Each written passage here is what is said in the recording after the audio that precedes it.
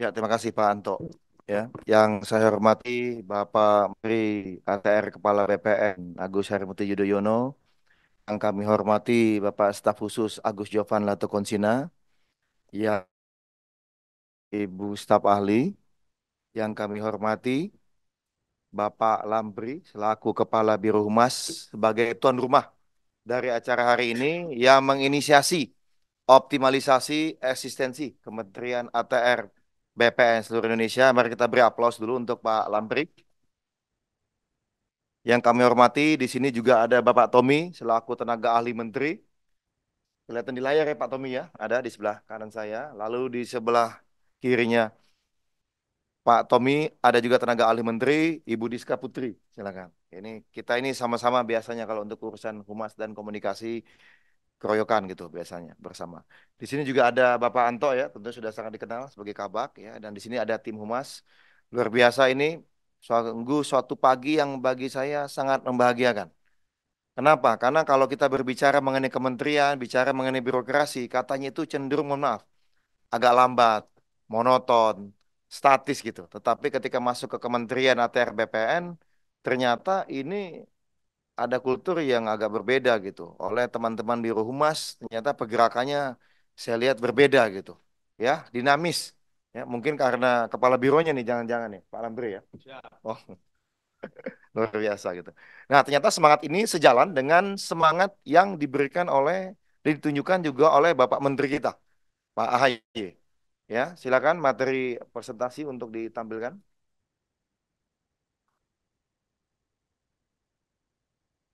Ya, ini terima kasih untuk seluruh Kanwil, Kanta, ya, Kak Kanwil dan Kak Kanta, maupun juga para humas di seluruh Indonesia. Sedikit materi presentasi saya untuk menajamkan saja dari yang sudah ada tadi, ada arahan Bapak Menteri, arahan staf khusus, lalu dari Pak Kepala Biro, dan ini bagaimana kita menjalankan secara detail untuk optimalisasi eksistensi ini gitu. Ya, next. Nah ini terima kasih untuk Pak Tommy selaku tenaga ahli menteri. Beliau ini memiliki engine ya yang bisa merekam bagaimana percakapan di dunia maya itu. Dah, percakapan dan pemberitaan di dunia maya. Jadi bukan hanya media sosial, tetapi juga berita-berita dari media online. Di sini terlihat betul perbandingan antara Kementerian ATR BPN sejak Bapak AHY dilantik sebagai Menteri ATR BPN di 21 Februari sampai dengan kemarin 17 April. Ini kita bisa lihat nih betapa betapa besarnya lingkaran dari Kementerian ATR BPN di sebelah kanan. Jadi kalau kita lihat ini grafiknya, ke kanan itu makin ke kanan berarti makin populer ya. Kalau ke atas itu berarti makin disukai. Nah, di sini kita bisa lihat ke kanan itu dibandingkan dengan Kemenq. Kemenq ini kan yang selalu menjadi spotlight biasanya ataupun Kemenlu karena hari ini kita bicara mengenai isu Iran, Israel dan berbagai isu-isu lainnya gitu. Dan juga Kemendak ya karena kemarin biasanya kalau udah menjelang-menjelang Ramadan dan puasa itu Kemendak itu menjadi sorotan kan begitu terkait dengan sembako, harga impor dan macam-macam. Tetapi bayangkan, di tengah spotlight itu semua, yang biasanya diterima oleh kementerian-kementerian lain, hari ini Kementerian ATR BPN memiliki popularitas yang jauh di atas. Bahkan Kemenq yang 60.000 misalnya kita bicara di sini. Kalau ATR BPN itu hampir 240.000. Jadi berapa? 4 kali lipat dibandingkan Kemenq. Padahal kita tahu Ibu Sri Mulyani ini hampir setiap hari menghiasi layar kaca dan menjadi spotlight pemberitaan. Tetapi hari ini Kementerian ATR BPN 4 kali lipat popularitasnya dibandingkan Kemenq. Bahkan jauh di atas Kemenlu, Kemenek, apalagi kementerian-kementerian lain. Mari kita aplaus dulu buat Pak Landri ya dan juga teman-teman semua humas yang luar biasa. Termasuk tentunya teman-teman Kanwil dan Kakanta yang kami cermati sebenarnya sudah lumayan banyak juga nih yang rajin memposting. Meskipun masih terbatas biasanya di Instagram. Meskipun masih kadang-kadang kata kok kami lihat ada yang rilis hari ini baru dimuat 6 hari kemudian kan begitu ya. Tetapi setidaknya masih dimuat lah gitu. Nah, kemudian kita juga lihat bagaimana besarnya ini eh, bolanya Kementerian ATR BPN ini ya naik ke atas favorability ya kan yaitu disukai.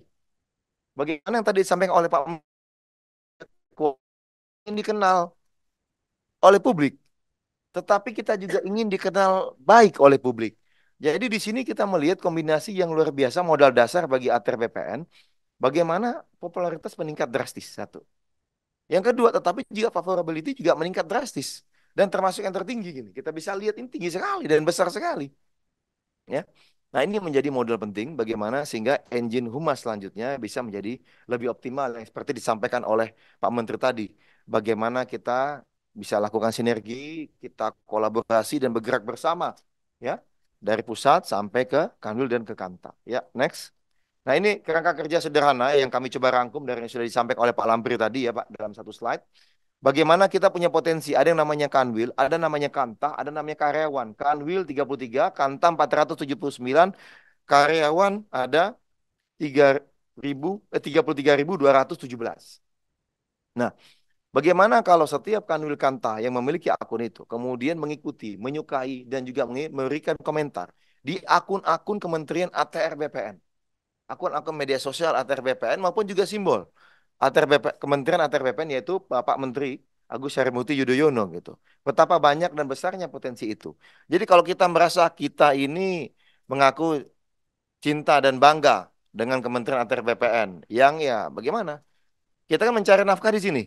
Ya kan? Bapak Ibu mencari nafkah di sini mendapatkan rezeki dari Kementerian ATR BPN. Mengapa untuk mengikuti akun-akun ATR BPN saja berat kan begitu? Tentunya itu sangat mudah hanya mengikuti. Kan ini bukan mengikuti akun-akun mohon maaf ya yang dilarang kan begitu. Ya kan?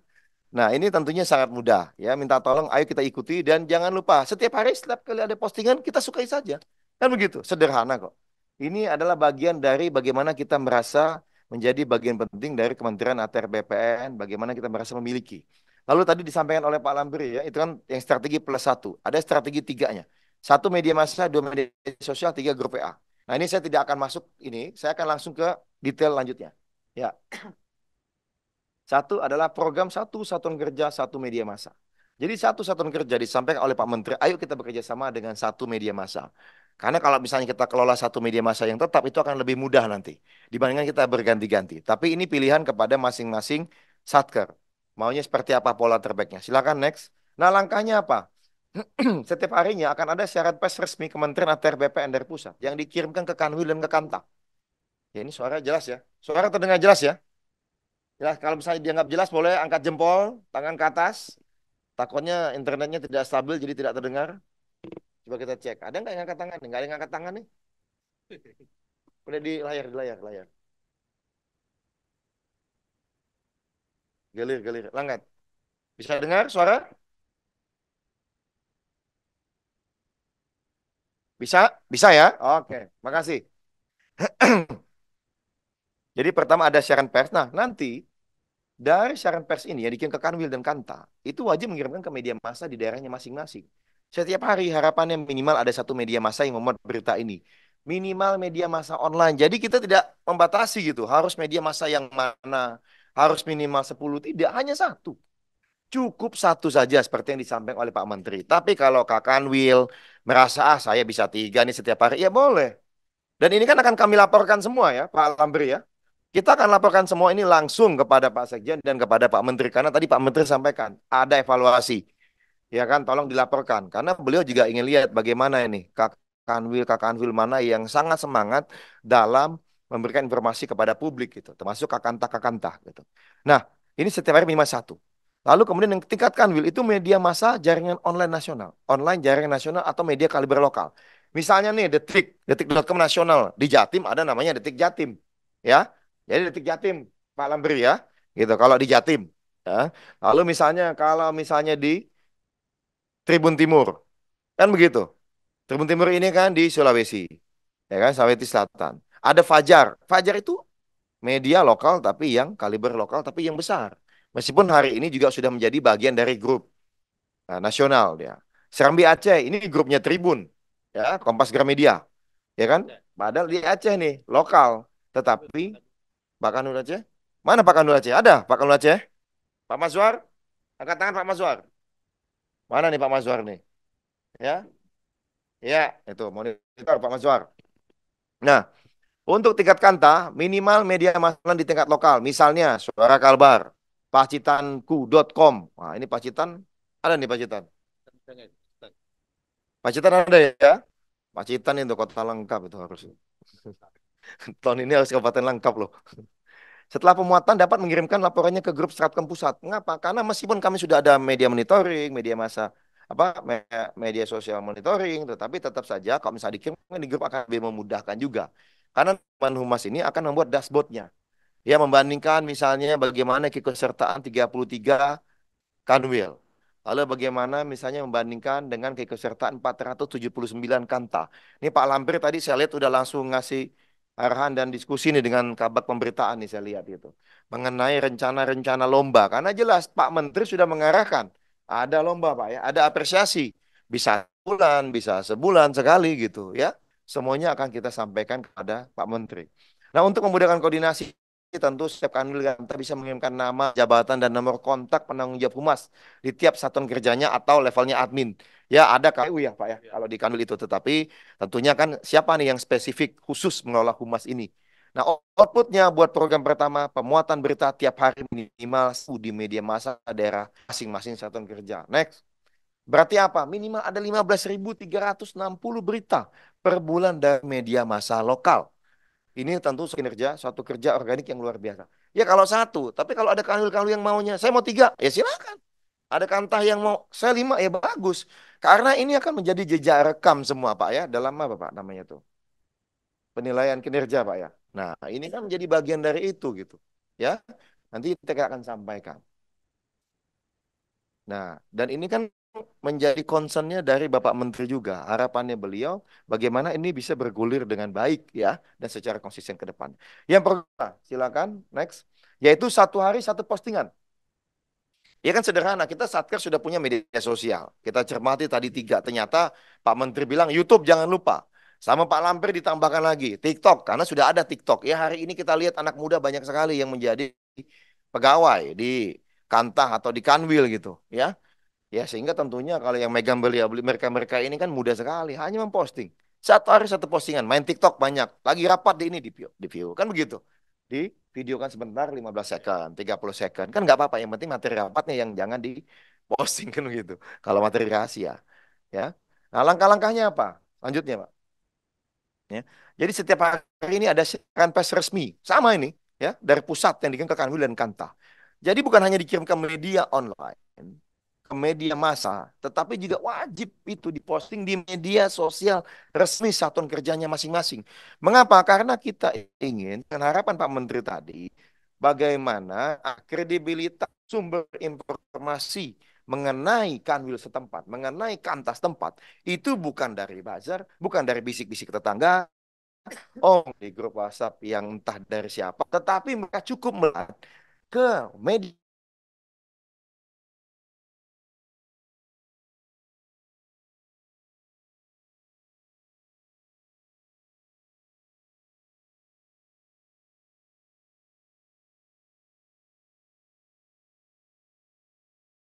sehingga masyarakat tadi setiap kali ingin mendapatkan informasi mengenai ATR BPN larinya ke media sosial dari ATR BPN sendiri, bukan malah nanti ada dagelan.com misalnya, apa dagelanku atau apa kan netizenku atau apa gitu ya, postingan akun-akun Instagram gitu, tapi justru dari saluran resmi gitu. Ini yang kita harapkan.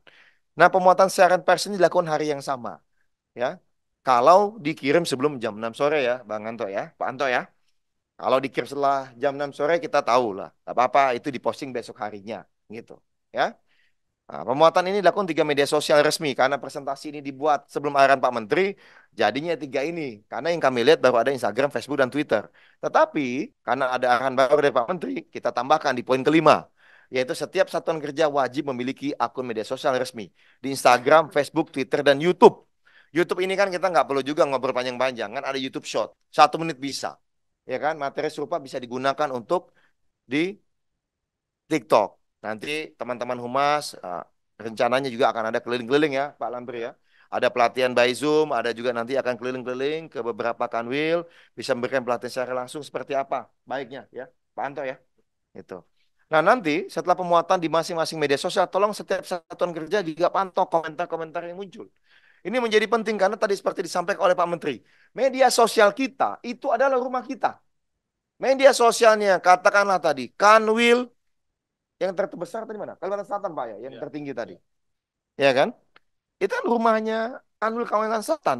Sama aja Bapak punya kantor. Kantor ada pekarangan. Tato ada yang lempar sampah ke rumah Bapak, ke depan. sembarangan ke halaman kita. Memangnya sampahnya kita biar atau kita buang? Kita bersihkan kan? Iya, kita bersihkan. Itu juga maksudnya kalau ada netizen yang nyampah misalnya di akun kita, di akun resminya Kementerian ATR BPN, baik di pusat, di Kanwil, di Kanta, tolong dibantu, dijelaskan. Sederhana tadi seperti kata Pak Menteri. Jika ada kritik, respon dengan baik. Jika ada pertanyaan, jawab dengan baik. Jelaskan yang sebenarnya seperti apa. Ya. Lalu jika ada fitnah atau hoax, jelaskan yang sebenarnya. Jadi tidak perlu marah-marah emosi, tapi cukup kasih tahu, ini loh sebenarnya. Faktanya ini, datanya ini. Ya, jadi tadi tolong mari kita jaga selain tadi aktif di media sosial resmi tadi, mari kita jaga betul pekarangan rumah kita agar tetap bersih. Jangan sampai ada yang suka nyampah, kita biarkan begitu saja. Ya, outputnya satu hari minimal satu postingan di tiap media sosial resmi satuan kerja. Totalnya next 15.360 postingan per bulan. Ini minimal. Kenapa? Karena kan tadi setiap hari minimal satu postingan, Pak. Dikali 30 hari 15.360. Ya kan? 512 satuan kerja. Lah itu satu platform. IG. Lah kalau Twitter juga dikali dua. Kalau Facebook juga dikali tiga. Dengan YouTube juga dikali lagi. Belum lagi TikTok. Apalagi kalau view-nya bisa menjadi membengkak kan begitu. Ya ini akan menjadi sumber informasi yang luar biasa. Sehingga tadi kita lihat tadi bolanya udah bulat betul tadi di monitoring di depan ya, favorability dan juga popularity. Tapi dengan kerja keras dan teman-teman semua di masing-masing sector ini ya, saya mau bilang kerja keras enggak juga sebenarnya. Karena apa? Ya ini duduk dia materi udah ada kok. Duduk buka gadget, grup WhatsApp, copy paste ya, pindahkan ke media sosial ke Instagram. Blek, nggak nyampe 5 menit loh. Ya Pak, betul lah ya. Kita mesen teh manis pesan ya, sambil nunggu pesan manis, teh manis ya kan. Ada yang ngerokok-ngerokok kan, silakan kan begitu. Ya, oke, kira-kira itu sederhananya. Program ketiga satu hari satu informasi. Next, ya. Nah, untuk satu informasi langkah-langkahnya ini nggak apa-apa kita biarkan dulu biar kalau di foto bagus nih Pak biasanya. Nggak apa-apa, screenshot gitu, tag gitu. Coba depan Pak. Nah, kan begitu. Di foto dulu screenshot, ya kan? Tag. Langkah-langkah kan humas kan? Langkah-langkahnya tiga, sederhana aja ini. Maksudnya apa nih satu hari santai informasi? Pak Menteri sudah menjelaskan. Next, silakan Pak. Sinyal jelek ya? Sinyal jelek. Loadingnya belum. Jadi angka materi yang bisa dari pusat. Tolong ini tadi kan sudah ada dikirimkan ke grup Stratkom atau grup Kakanwi Kakanta. Ya jangan berhenti di Kakanwi Kakanta. Pak, tapi udah kami kirim ke media massa. Oke, itu satu hal. Pak, sudah kami kirimkan buat diposting di media sosial. Situ satu hal. Tapi yang paling penting, jangan lupa di Kanwil kan ada grup masing-masing. Ya nggak? Di Kanta juga ada grup pegawainya masing-masing. Jadi tolong di-submit gitu. Tolong dikirimkan juga rilis itu di grupnya. Sehingga semua karyawan, semua pegawai di Kanwil terkait, di Kanta terkait, itu juga mengetahui informasi itu gitu loh. Oh, kegiatannya ini. Oh, kita baru saja ada terobosan ini. Kan itu menjadi penting. Dan kan sangat baik kalau tadi ada 33.000 karyawan dia yang kemudian mengirimkannya ke misalnya minimal satu grup WhatsApp yang dia miliki untuk memberikan informasi terbaru. Kan tidak ada salahnya ngirim berita dengan ATR BPN. Next. Ya. Itu bisa minimal ada 996.510 postingan per bulannya. Ya. Betapa banyak nih informasi ini. Dan ingat, lagi-lagi seperti disampaikan oleh Pak Menteri tadi, kita ini kadang-kadang kebenaran itu apa yang disampaikan di grup WhatsApp itu kita anggap sebagai suatu kebenaran selama tidak ada yang menyanggah. Kan begitu. Apalagi kalau ada tautan media online-nya ya. Betul ya? Mario ya, betul ya? Bang Rey ya? Ya kan? Betul ya? Bang Rey suka begitu katanya. Ada grup WhatsApp, wah dilihat judul. Bahkan media online-nya hanya postingan judul saja. Yang judulnya aja. Itu hanya dibaca judul. Gitu loh. Ya kan? Jadi kalau misalnya kita melakukan hal yang serupa, tentunya pada informasi kita benar nih, informasi kita valid. Tentunya akan makin banyak yang terekspos nantinya, gitu. Oleh informasi yang kita sampaikan, ya.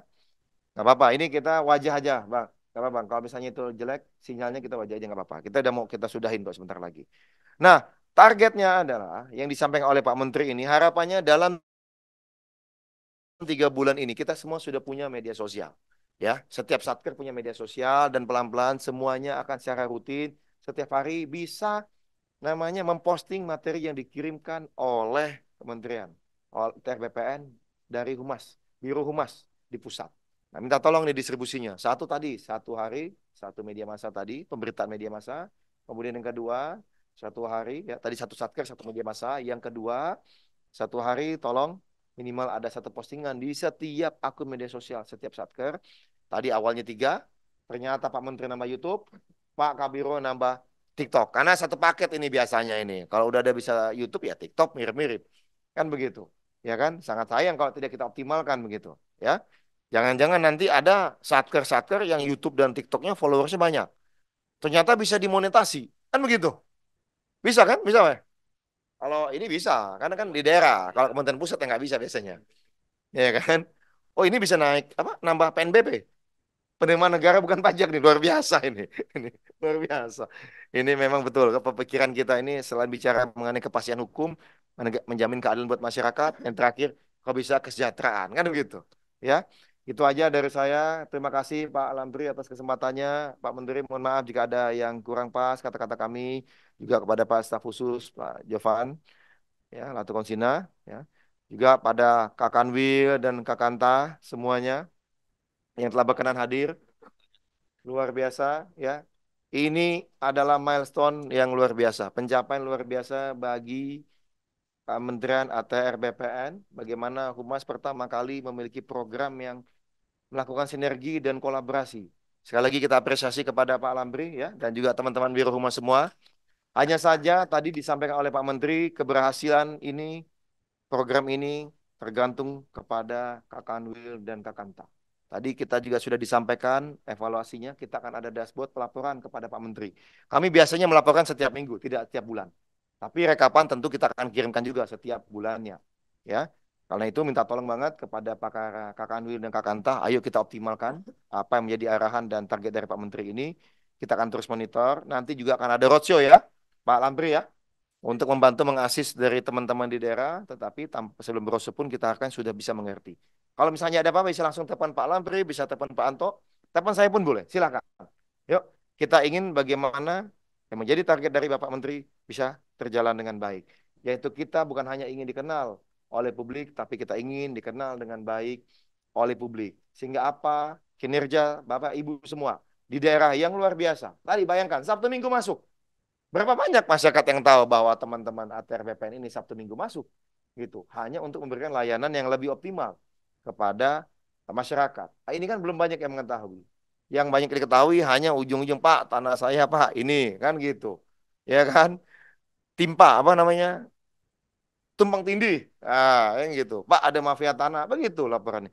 Padahal sebenarnya jauh lebih banyak yang memberikan kesan positif. Misalnya waktu kami mengikuti Pak Menteri kunjungan bersama Pak Lambri ya, ke beberapa kantah itu ternyata kok masyarakat ini cepat sekali loh responnya. Kita udah lengkapi, datang langsung.